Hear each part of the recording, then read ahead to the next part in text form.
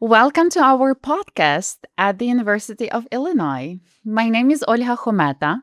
I am an assistant professor here in the Slavic department with a focus on Ukrainian literature, Soviet and post-Soviet studies.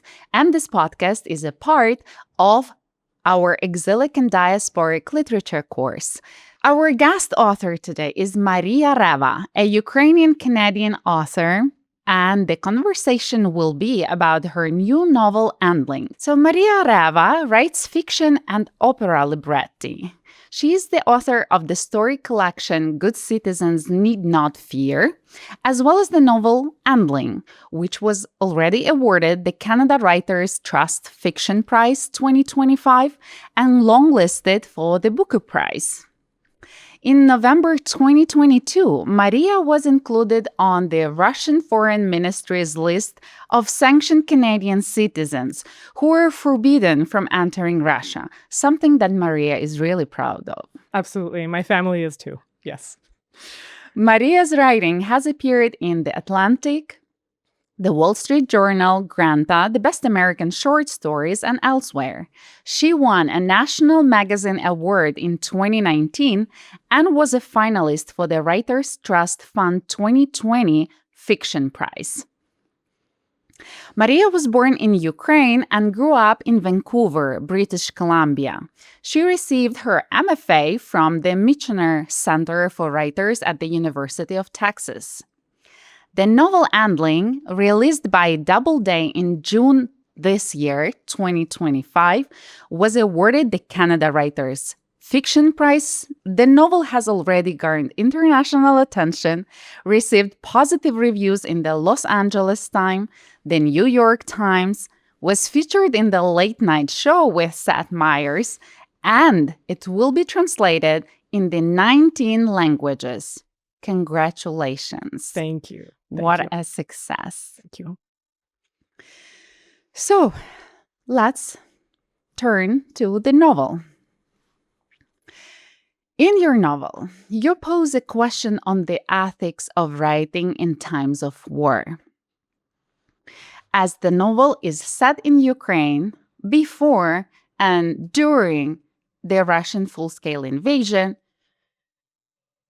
creating a universe in the early days of the full-scale invasion. So there has been a heated debate about the question of who has the right to tell the war story in Ukrainian society. And it's critical that you address it openly and honestly, placing it in the very center of the novel. I quote from your novel. "What right do I have to write about the war from my armchair? And keep writing about the mail-order bride industry seems even worse. Dredge up that cliche? In these times. Anyway, am I even a real Ukrainian? I left the country as a child. I speak more Russian than Ukrainian, and neither that well. Yet you did write your own war story, watching the war unfold from afar. How did you justify your choice to write it? Why is your story needed and even essential in understanding this war?" Really wonderful questions. Thank you. I'm going to have to backtrack a little bit just to give your listeners a little bit more context about what the book was supposed to be before the full-scale invasion took place. So I started writing this book in 2018. And originally it was supposed to be about snail conservation in Ukraine. And because it centers, again, for those who haven't read the book, it centers on a biologist named Yeva, who is trying to save snails from the brink of extinction. And she's in her mobile lab. You see it on the cover of the book. It looks like an RV, basically, and she's going around Ukraine and she's picking out endlings from ravines, from forests, and Endling is the last surviving member of a species. So she's hoping that, if she pieces enough endlings together, maybe she can save those species. so there's that piece, and she's trying to fund her conservation research by taking part in romance tours, which that's something that happened before the full-scale invasion, where men from all over the world would be kind of carted into Ukraine to take part in these very packed romantic itineraries with this goal of finding, their perfect bride in 10 days or so.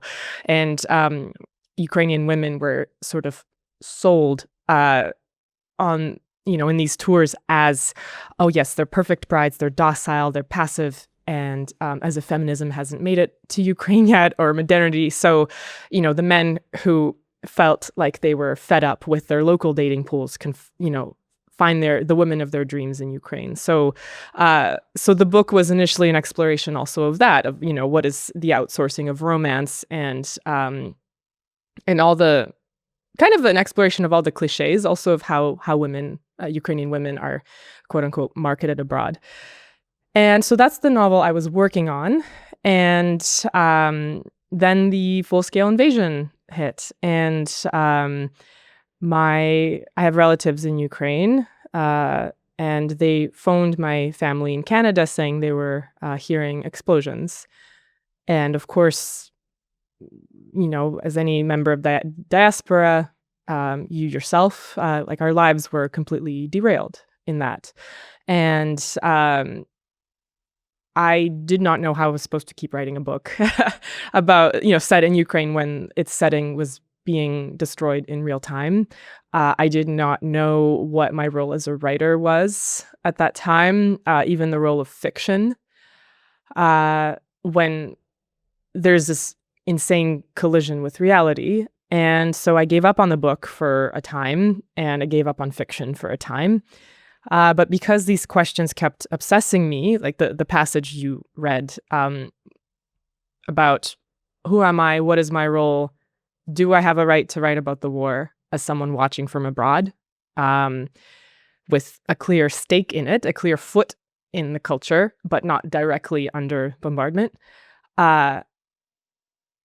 And what are the ethics of writing about conflict? Because all of those questions just were very, very turbulent in me. So I realized that the only way to keep writing this book was to fold all of those questions into its very fabric and to let the reader in to those turbulations. So I become a character in the book, and it becomes a book really about how to write this book. So I realized I couldn't write a neat little book anymore. It had to be messy, and I wanted to let the reader in on that messy process. Thank you. And the war is messy thing. So in this way, this book documents the state of things, basically. Thank you for sharing the story behind writing the book. So in the book, you highlight several aspects of this special kind of terror, watching the war unfolding in your homeland from abroad. I quote from the novel, "In the daytime, as I walk down Vancouver's tree-lined streets, where the crocuses are in full bloom, I squint at the bright, clear skies, wondering if one day all this, too, will turn into a burning wreckage. Riding the bus, I startle at a caved-in building, reminding myself that, unlike every other caved buildings on the news and in my nightmares, this one has simply been bulldozed. My sister, who also lives in Vancouver, tells me that when she passes freshly dug mounds of flower beds, she sees mass graves. Sometimes I wonder if she and I are going insane, living two realities at once. The explosions peppering phone calls from Ukraine alongside the dinner parties in Vancouver with laughing, smiling friends in wrinkle-free fabrics who don't mention the war." End of quote. So there is also survivor's guilt that comes from attending these parties and participating in the normal life in Vancouver. What are the other aspects of this special brand of horror that you experience watching Russian atrocities in Ukraine from a safe and prosperous place among people who keep living the best of their lives and often without a clue about the terror you're going through. Yeah, it definitely was. It felt like a splitting of reality for sure. It felt like our worlds really split into two of what was happening, right? Because of the time difference, every time we would go to bed here, the bombardments would pick up in Ukraine, right? So, and it was this really disorienting process of trying to keep living your mundane life here while all of that was going on in Ukraine. And this, and yeah, the sense of safety, I think, was forever shattered, because even walking under the clear skies in Vancouver, I realized, well, maybe peace is an illusion, and it's something we've all taken for granted here, because it could be pierced at any moment.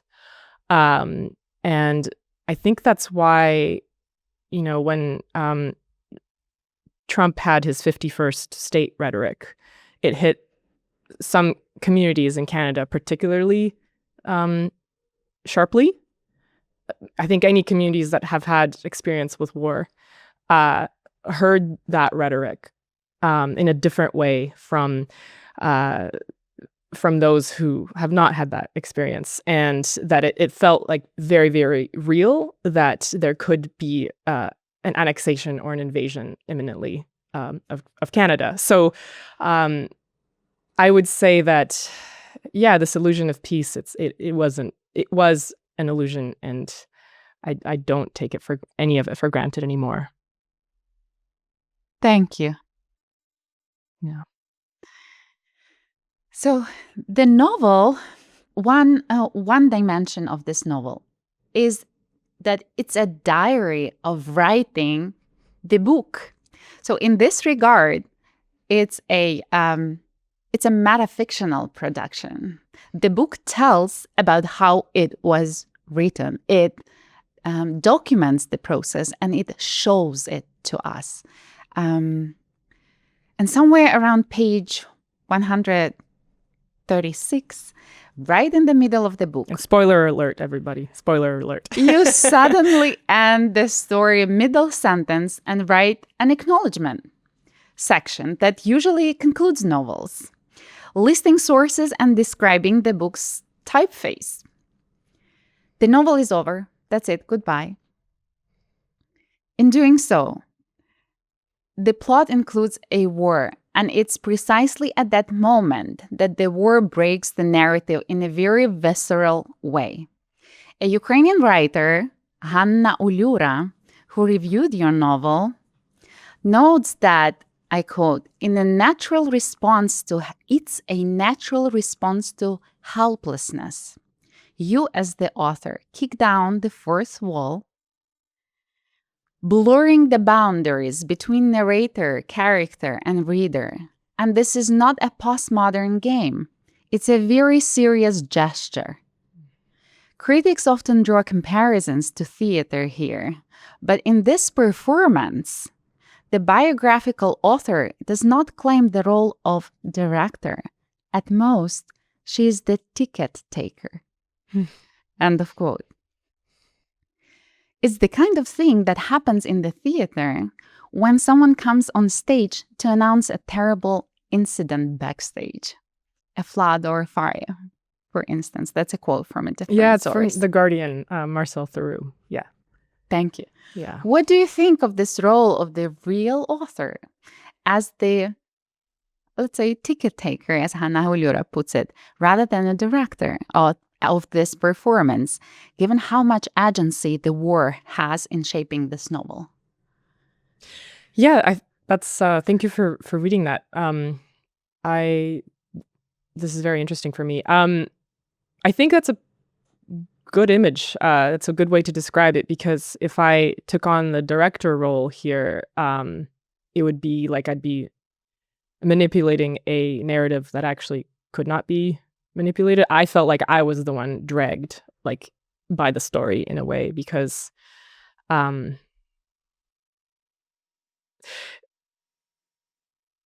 course the event of the full-scale invasion was so huge that took over the story. And I think during the times when I felt like I tried to direct how the story should go, it just didn't work.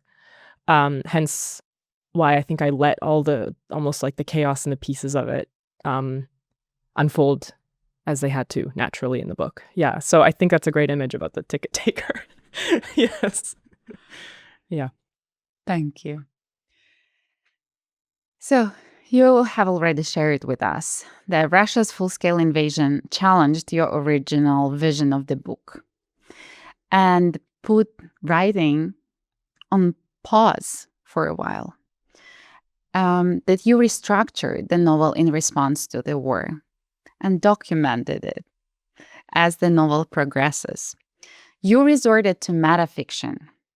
Why did metafiction, including the novel's fake ending, insertion of real-life documents or imitation of those documents, like the author's grant applications, or multiple scenes of imagined fictionalized rescue of grandfather from Kherson, which are marvelous and moving, serve you best in responding to the war in this novel?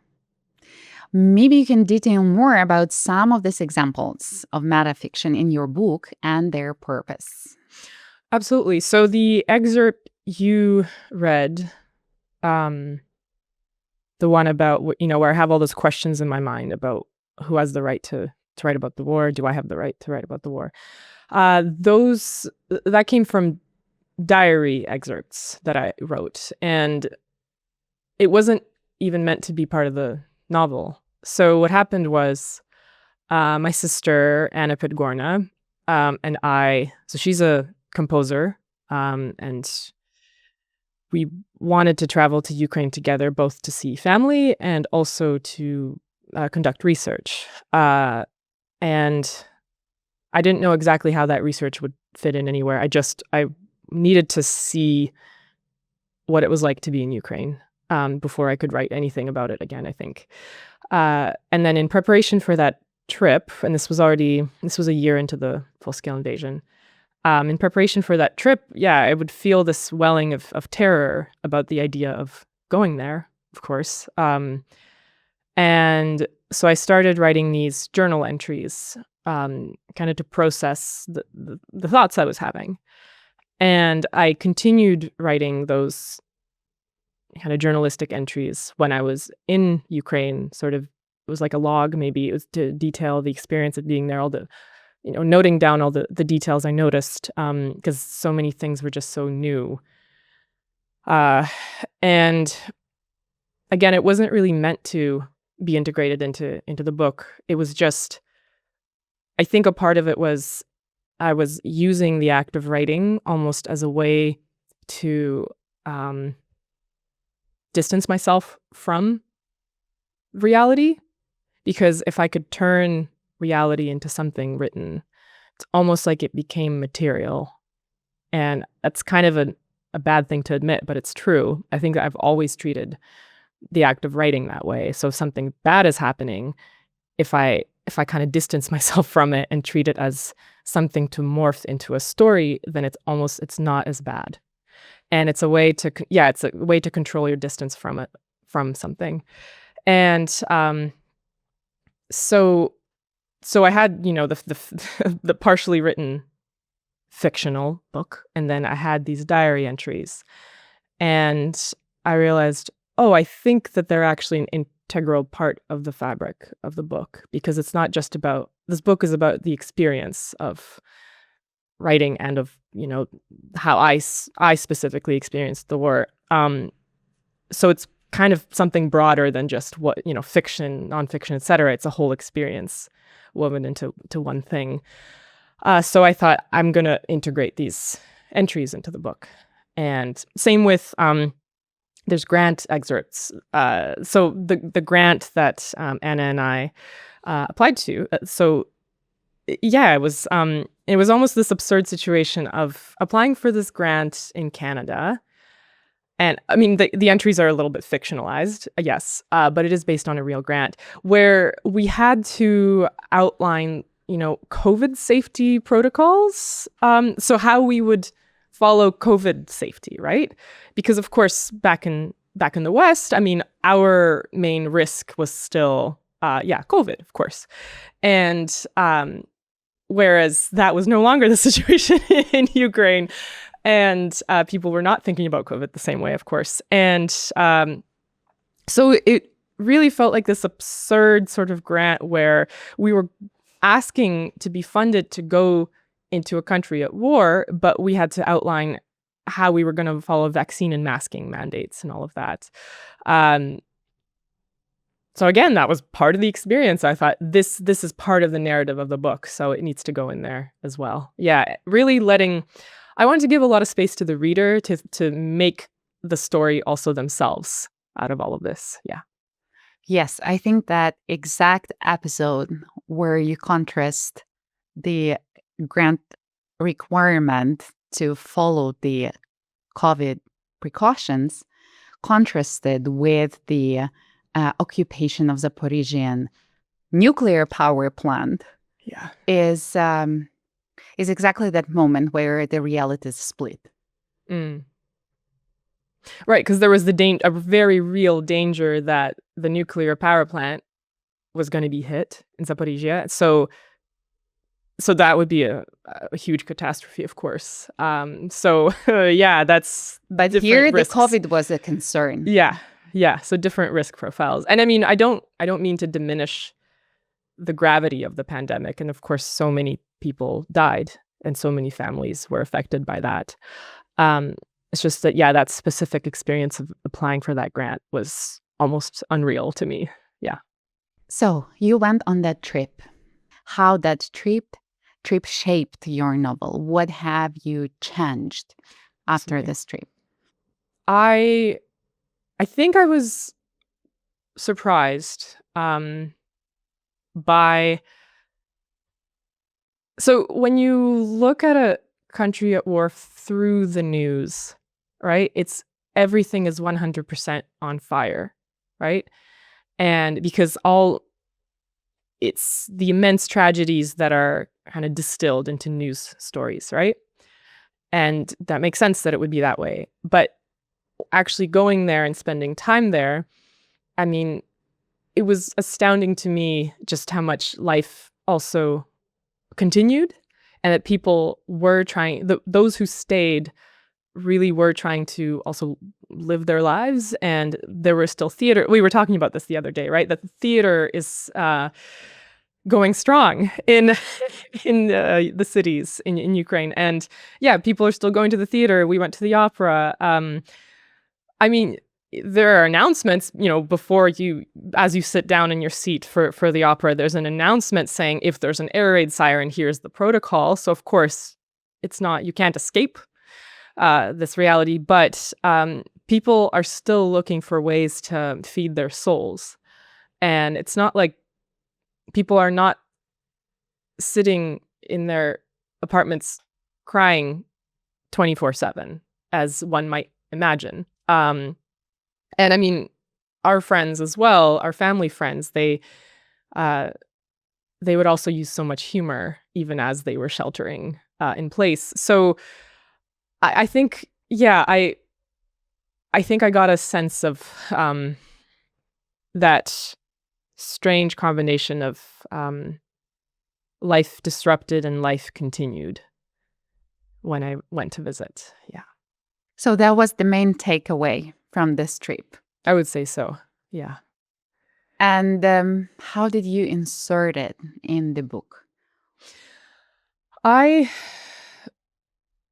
think the moments of, I mean, granted, I never went to the front lines. So my experience was very much like in the cities, that were always under threat, but life could still continue in some measure there, right? And so, how did that filter into the book? I mean, I think I allowed myself to keep using humor even as I wrote about the war. Because again, even our family friends who were still there, they were still cracking jokes. And so that didn't go away. And there was a period, when I wasn't sure if I was even going to keep writing this book, where I thought, well, what is the right tone to take? Is there a right tone? Because the book begins in a very humorous way. So could I continue using humor? And I honestly didn't, I wasn't sure. I did not know. My first book, Good Citizens Need Not Fear, takes place right at the fall of the Soviet Union. There's a lot of dark humor in it, but that feels safer because you're writing about a historical event, right? There's a safety of, it's in the past, even though, of course, the repercussions are still being felt today, but humor feels safer there in that narrative, and it didn't feel that way here.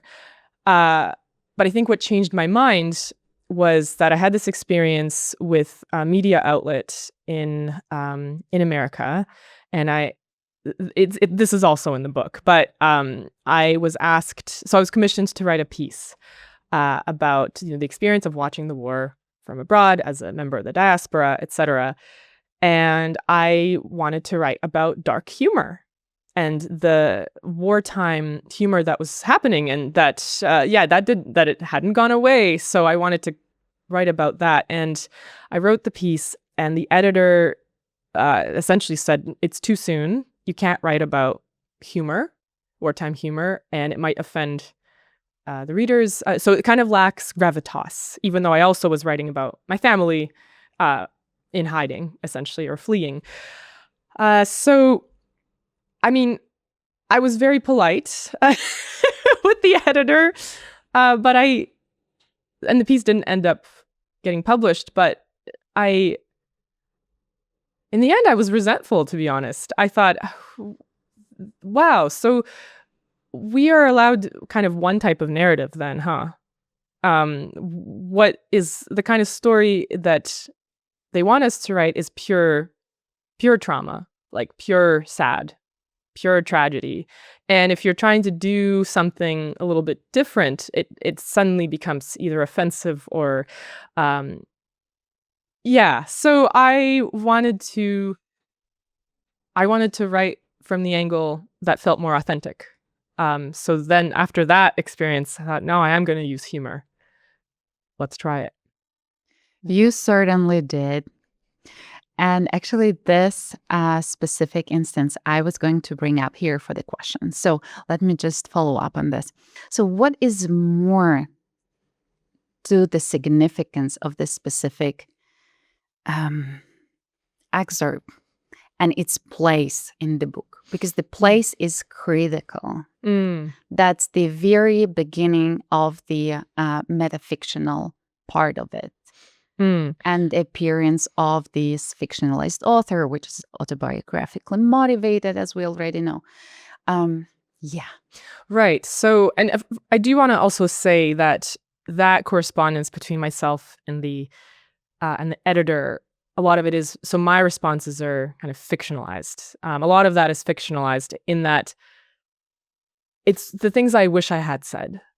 And there's this expression in French, like the spirit of the staircase. It's like all the things you wish you had said and you're saying to yourself when you're in the staircase already leaving the conversation, right?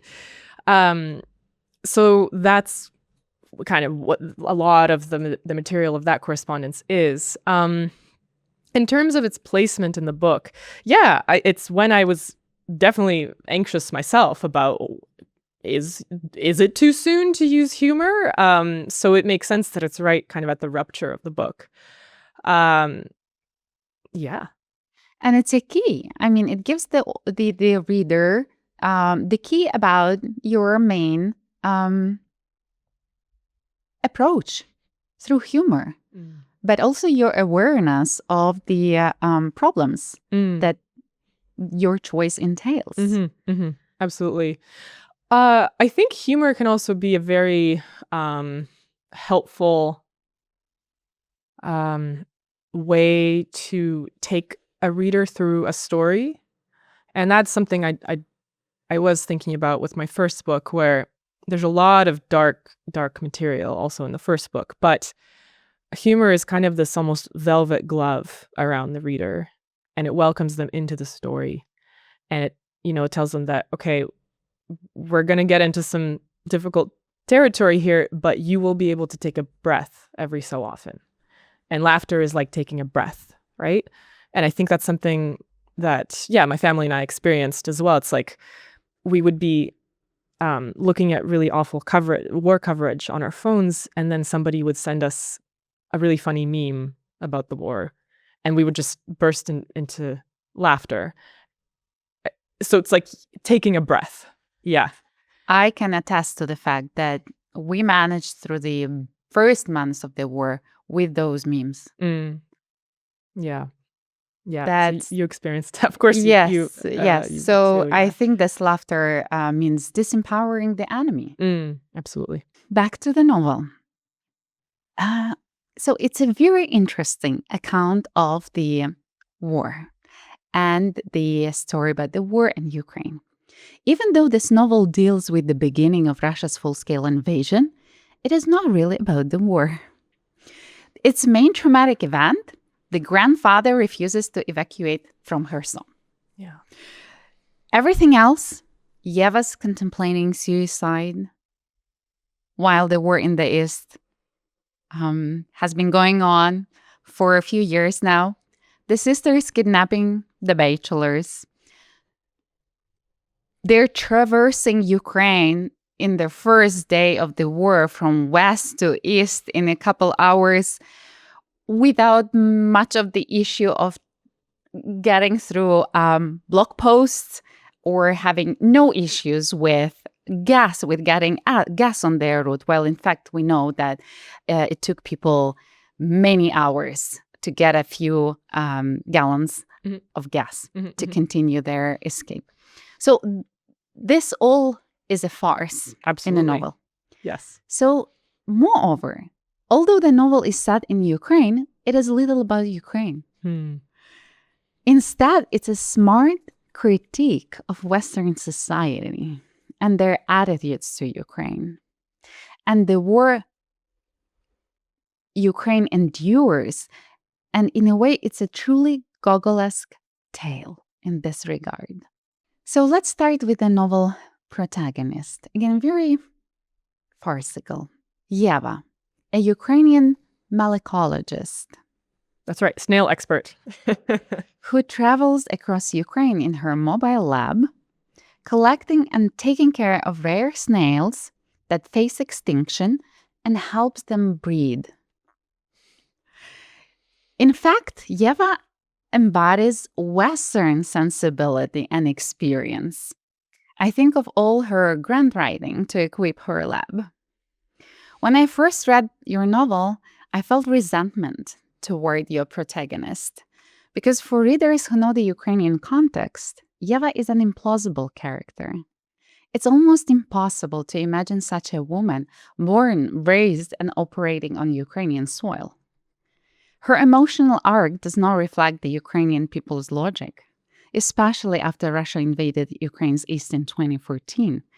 Why did you create this nearly impossible Ukrainian female protagonist who embodies Western sensibilities rather than Ukrainian ones, and on top is asexual, to meet American and Canadian bachelors on this romance tours? Bachelors who are seeking romantic partners among docile Ukrainian women untouched by feminism. Right. So as part of my research for this novel, I got in touch with the snail expert community, and there was a malacologist I interviewed who's based in Kiev, and I also was surprised that people like that exist. And I thought, okay, somebody who is so into snails must be kind of this nerdy recluse person. And no, I mean, these are people who are very outdoorsy, because you have to be constantly going through pretty wild places to do your snail research and conservation. They were young, because you still have to be physically able to do this. And they were so passionate and eager to talk. So I would say that, yeah, that people like that do exist with jobs like that in Ukraine. And what I wanted to do was kind of combine two elements that don't seem to fit together on the page. So the elements being that Yeva's taking part in these romance tours, and that there's all this kind of forced love and romance, right? About people kind of thrust in these rooms together, and with this pressure of finding the one.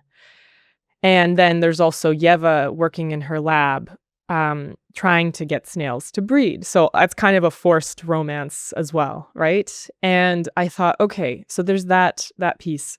And I wanted to juxtapose that with a character who is not at all interested in romance herself. And she is this kind of lone wolf, and her family is very much pressuring her to start her own family. And unfortunately, Yeva is quite beautiful. So it just does not make sense to her family why she would not want to settle down with a man and start having her own beautiful children, right? But she herself feels kind of like an Endling, as many people who do not want children often feel, I think. So yeah, I think that I love to explore the implausible. I love to put elements that don't seem to fit together onto the same page and make them touch, because I think it's the friction between them that drives tension forward in a narrative. Yeah. Thank you. That's a great explanation.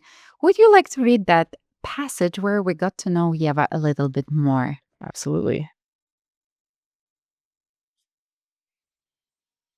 Okay, so it's about a two-page passage. Once, before the romance tours, on the eve of Yeva's 30th birthday, her mother had sat her down, plied her with tea and fat-free chocolate babka, taken a deep breath, and announced she knew what Yeva was. One of the lesbians. This was okay, mother informed daughter, because lesbians, too, could have children. In fact, they could almost lead normal lives so long as they kept their heads down, stayed in the big cities, abstained from the rainbow parades, and didn't proselytize. Before this, her mother had given Yeva special vitamins, a vaginal dilator, offered to pay for hormone tests, made every effort to answer the question, why wasn't Yeva out there coupling? Yeva, the beauty of the family, her mother always said. Yeva, who never had so much as a boyfriend. Yeva, whose beautiful eggs promised beautiful children, but were shriveling with each passing day. She sighed, set down her teacup. Yeva had chocolate smeared across her chin, which her mother kept herself from wiping off with her thumb. I'm not gay, Yeva said. It's okay, her mother insisted. After all the effort to make herself accepting, here was her daughter not accepting that the mother was so accepting. I've already talked to your father. He just needs time. Yeva's words came slowly. You know how there are some people out there, people who... Her mother did not like where this was going. Yeva tried again. People who like both men and women. Her mother closed her eyes. She was trying her hardest to expand her mind to fit such people. There was even a word for them. She didn't understand them herself, but with time could grow to tolerate them, if these were her daughter's people. Friends, at least. Her daughter had so few. In fact, here the mother's heart leapt. Maybe this was actually good news. She'd gotten her daughter all wrong. Maybe, if Yeva liked both men and women, she was out there having double the sex of a normal person, but felt so bad about it she didn't tell her mother. That was why she'd been so secretive. And double sex, yes, let's assume that whatever it was women did together counted as sex, was still better than no sex.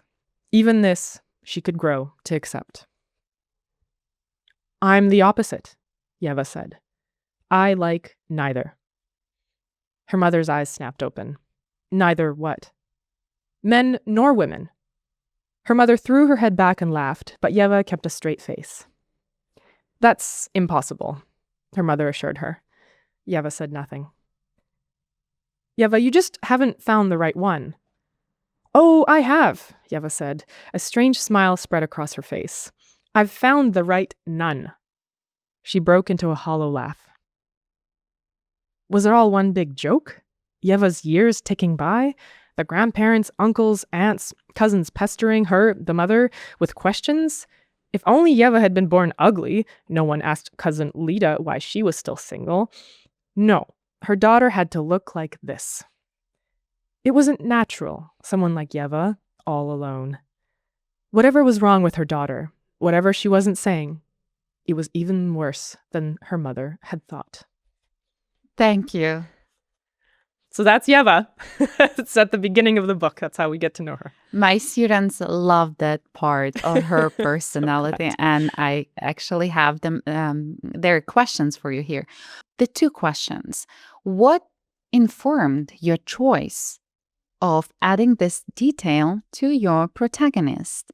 And the second, so the first one comes from Malina Infante, and the second comes from Julia Roani, asking if you had any worries that this specific aspect of Yeva's personality would not resonate with the audience and actually might not work. So, what were the considerations about this detail? Well, those are great questions. I think one of the reasons why you don't see a lot of asexual characters, and this is not even a word that's used in this book. I deliberately did not label Yeva as asexual for multiple reasons. I think, well, I can get into that now too. I didn't want to use that word because it would create an awareness in Yeva that that's perhaps what her sexuality is. And once you have a word, you can have a community, I think, around, your experience. But she's not there yet. She is not in community mode. She's very much alone. And I think at the end, her situation changes a little bit. But yeah, that was one of the reasons why I didn't actually even use that word. And I kind of wanted to keep things a little bit more fluid and open to interpretation. So going back to what I was originally saying, I think one of the reasons why we don't see a lot of asexual characters in books, especially narrative in fiction, is because a lot of stories are about love and attainment. And it's about people finding each other, like attaining each other, and then, like riding off into the sunset together, or there's heartbreak, etc. And not to say that folks who are asexual don't want love, because there's multiple different levels one can operate on. But in a kind of traditional narrative, asexuality often does not drive story. So I wanted to explore that as well. I wanted to explore different forms of closeness between people, and that can also be a story. And it's a very little understood, little known. Well, no, it is now known, of course, but it's not very well understood. How a person can be not following those traditional scripts. Yeah. So Thank you. Thank you for the questions to your students. Yeah, from your students. They will have more for you tomorrow. You seem to have bestowed some of your characters with autobiographical details and the experience of immigration to Canada in the 90s. The main male character, Pasha Gurka, who was uprooted from Ukraine to Canada as a child, represents the second generation of the Ukrainian diaspora in the West, specifically from this wave. His story offers insights about the wave of Ukrainian immigration after the collapse of the USSR, often referred to as the sausage immigration. Колбасная миграция. His parents escaped Ukraine with its ruined economy and poverty that followed the collapse of the Soviet Union. They saw Canada as a land of bounty, a heavenly place where they could finally own a house, something they hadn't been able to do in 100 years after the Bolsheviks stole their estate. They bribed little Pasha, who resisted their resettlement, with food of all things. Yeah, his parents bribed him to come to Canada with them, basically, yes. And I quote from the book, with food of all things like a dog. End of quote. As they resettled, the parents carried out what you call the Great Assimilation Project, staying away from from other Slavs, and had high expectations for Pasha in the new world, whom they believed they set up for success. But to his parents' disappointment, Pasha failed to meet their high standards of a successful immigrant story. His engineer salary could barely afford to pay for his student loans and the rising rent, so he had to move back into his parents' house. Disaster. The reader meets Pasha on the marriage tour after he decides to return to his homeland, Ukraine, where he intends to realize his American Canadian dream, which was unattainable for him in Canada. So, why did you choose to center his failure immigrant story in your novel? What does his return add to the story of that wave of Ukrainian emigration? Yes, I think that's something not just immigrants, but millennials feel a lot in Canada, and I think in a lot of the expensive cities in America as well, that it's if we can't attain the same things our parents did, right? So my parents were able to buy a house within 3 years of immigrating. That sounds absolutely unrealistic and insane. I don't know what kind of immigrants to Canada would be able to achieve the same thing in Vancouver, right? So there is that sense of, oh, well, we can't replicate what our parents did. So are we failures? And I mean, I'm still trying to answer that question for myself, but I wanted to kind of go against this idea that one is always trying to move to a richer country, and that then your dreams are going to be answered, right? Like all your dreams will be met if you just move to a richer country. I wanted to see what are the limitations of that. And because now I think the narrative is changing around that. I mean, before the full-scale invasion, there were these influencers on YouTube, like these Westerners, who would kind of sell the Ukrainian dream, being a lot of it was also towards men specifically, but saying, hey, if you don't feel like you've attained the life you wanted in your own expensive country, come to Ukraine, where you're going to feel like, your money goes a lot further, et cetera, and you're going to have all these, these things you couldn't have. And of course, there's problematic kind of assumptions there, right? That you can just integrate culturally, as if basically they smooth over the difficulties of such a move, right? That it would take a while for you to integrate, et cetera, and to actually feel at home, if you can ever really feel at home. But yeah, I wanted to write kind of the reverse mail order bride trope, and I know that that's a derogatory term. I'm using it deliberately here, but I wanted to write the reverse of that story, where a man from a Western country who actually wants to move to Eastern Europe and resume his life or rebuild his life there, and it's the reverse of that kind of American dream, and I wanted to explore that different kind of narrative. Yeah. Thank you. And actually, a follow-up on this from Malina Infante. I read a lot of Pasha's daydreaming as employing language that felt very similar to the American dream, just relocated in Ukraine. And I was surprised to see that he ended up getting much of what he'd wished for, though not without some traumatic side effects as well. How did you approach writing at the end of Pasha's narrative? And what informed your decision to close this arc in the way that you did? Right. So Pasha is a little bit of a, I've noticed that readers have so many different ways of seeing Pasha. Some really love Pasha as a very relatable character, and some are completely just not, they don't buy into his kind of his dream and his ending, because he gets what he wants. He gets his fully detached home in a city under siege. So does he get his dream? I will let the reader interpret that as they will. Yes. Uh-huh. Now, the book also tells us, I sense that the book was set, the idea of the book was a like feminist story.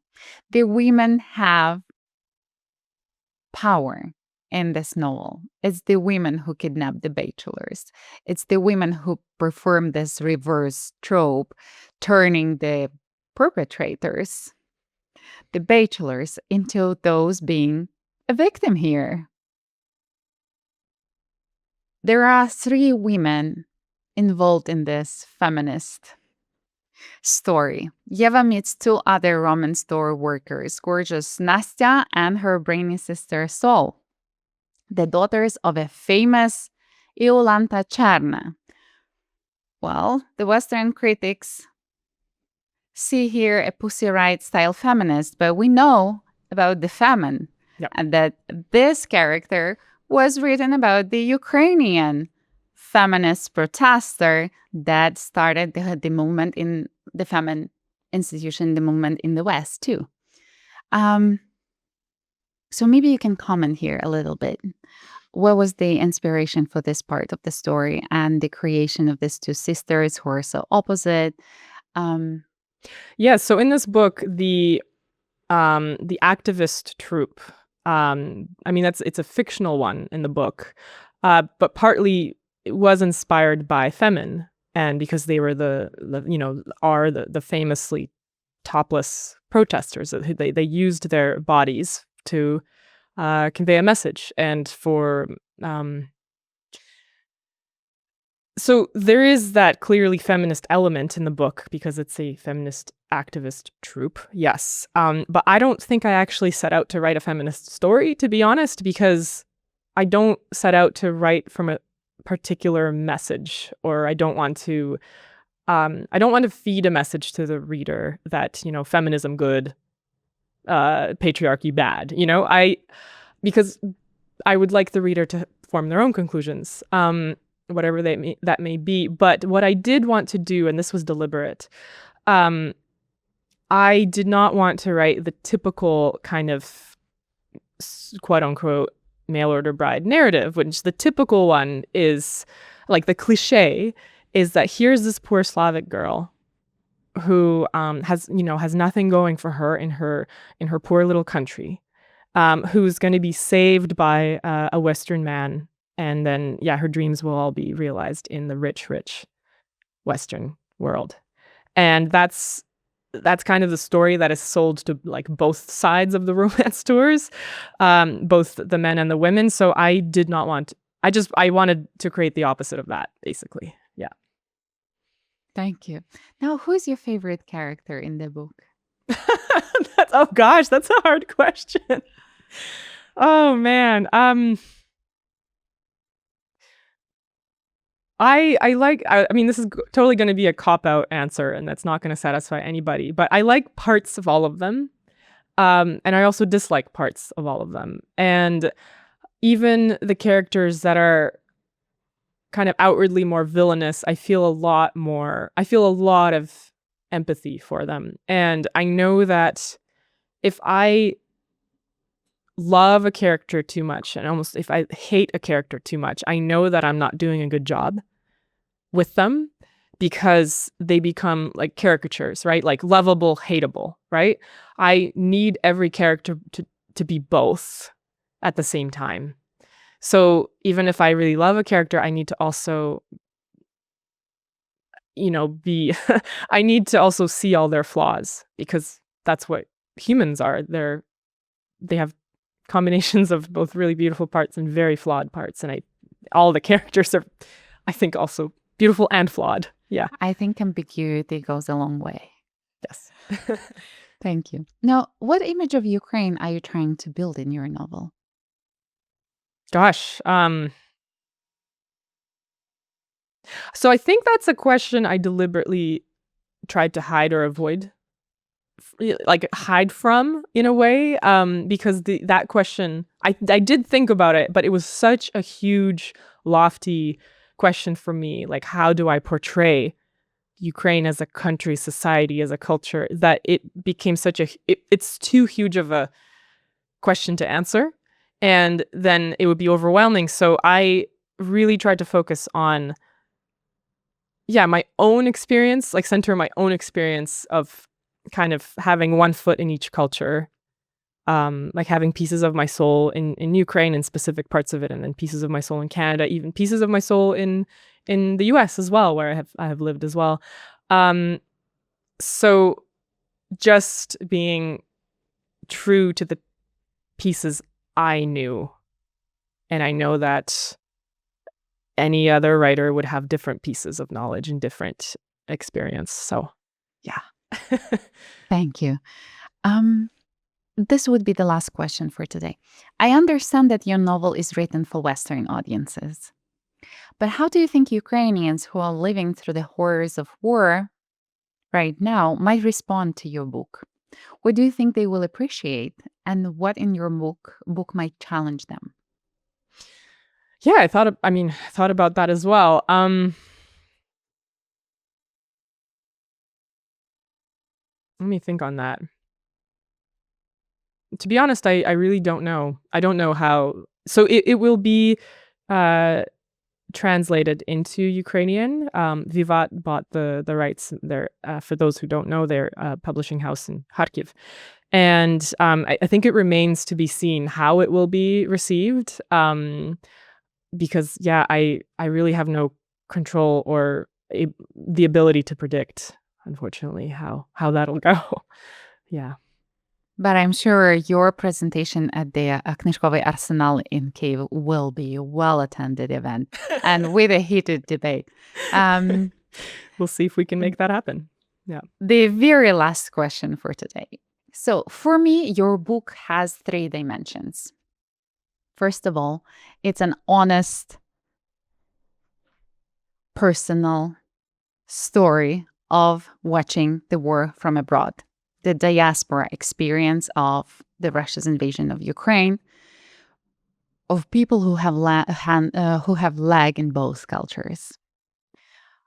Secondly, it's a book that tells the story of its own act of being written.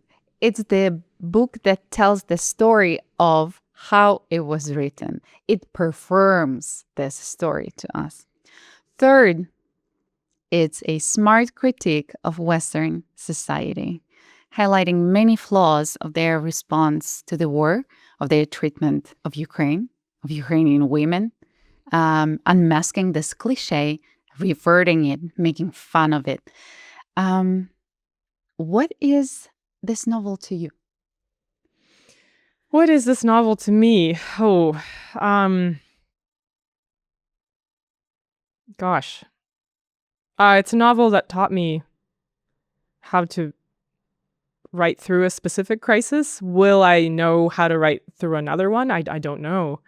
I think the next book I write, I'll feel like a beginner again, and I'll have to explore some other way of my way into the next narrative. But what is this book to me? I think it's a risk. It is what it is to me. It's a risk that I took. And the attention it's gotten has been really unexpected to me, to be honest. It seems to be resonating with a lot of folks who, that kind of outside lens on catastrophe. Or at least, when you have your feet in both. To me, it was a risk, and it was like, here you go. You can do what you want with it now. It's out of my hands now. Yeah.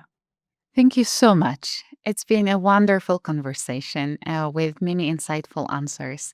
Thank you. And we hope to get you back again here Thank with you. your 3rd book. Thank you. I loved being here. Thank you.